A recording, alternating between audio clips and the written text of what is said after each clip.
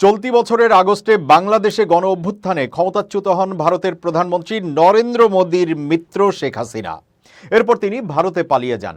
এরপর থেকেই বাংলাদেশ ও ভারতের সম্পর্কে চলছে টানাপোড়েন।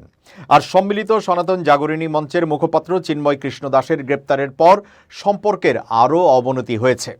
এমন অবস্থায় অবশেষে বাংলাদেশ সরকারের সঙ্গে আলোচনার জন্য নিজেদের পররাষ্ট্র সচিবকে ঢাকায় পাঠাচ্ছে ভারত। বুধবার এক প্রতিবেদনে এই তথ্য জানিয়েছে ভারতীয় সংবাদ মাধ্যম হিন্দুস্তান টাইমস।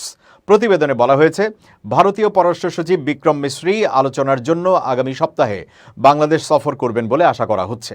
গত আগস্টে নোবেল বিজয়ী ডক্টর মোহাম্মদ ইউনূসের অন্তর্বর্তী সরকার ক্ষমতায় আসার পর সিনিয়র কোনো ভারতীয় কর্মকর্তার ঢাকায় এটি প্রথম সফর হতে চলেছে বলে বিষয়টি সম্পর্কে অবগত ব্যক্তিরা জানিয়েছেন। হিন্দুস্তান টাইমস বলছে, উভয় দেশের কেউই এখনও এই সফরের বিষয়ে আনুষ্ঠানিক কোনো ঘোষণা দেয়নি। তবে বিক্রম মিশ্রি সম্ভবত আগামী 10 ডিসেম্বর পররাষ্ট্র দপ্তরের বার্ষিক আলোচনার জন্য বাংলাদেশে আসবেন। উভয় দেশের রাজধানীতে তথা ঢাকা ও দিল্লিতে বিক্রমের সফরের প্রস্তুতির বিষয়ে অবগত ব্যক্তিরা নাম প্রকাশ না করার শর্তে একথা জানিয়েছেন। ভারতীয় এই সংবাদ মাধ্যমটি বলছে, ভারতীয় পররাষ্ট্র সচিব বিক্রম মিশ্রির এই সফরটি এমন এক সময়ে হতে চলেছে যখন বাংলাদেশ ও ভারতের মধ্যকার সম্পর্কে অভূতপূর্ব উত্তেজনা দেখা দিয়েছে।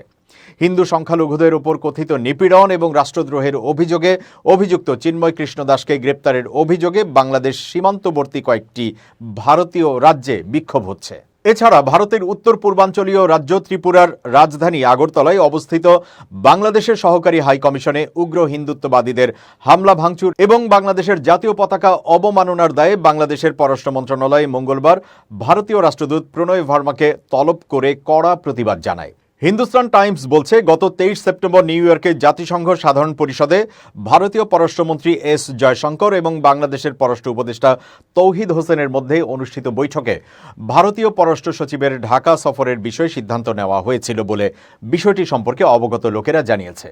ব্যাপক বিক্ষোভের মুখে শেখ হাসিনার পদত্যাগ করার পর এবং আগস্টে ডক্টর ইউনূসের নেতৃত্বে তত্ত্বাবধায়ক প্রশাসন ক্ষমতায় আসার পর সেই সময়ে এটিই ছিল উভয় পক্ষের মধ্যে প্রথম উচ্চ পর্যায়ের কোনো মতবিনিময়।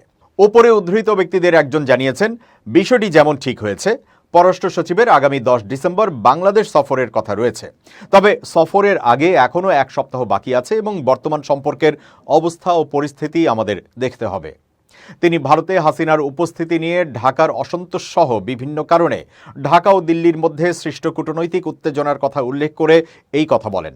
মূলত বাংলাদেশ থেকে পালিয়ে গিয়ে ভারতে আশ্রয় নেওয়া হাসিনাকে ভারত থেকে প্রত্যর্পণের কথা বলেছেন ডক্টর ইউনূস এবং অন্তর্বর্তী সরকারের অন্যান্য নেতারা।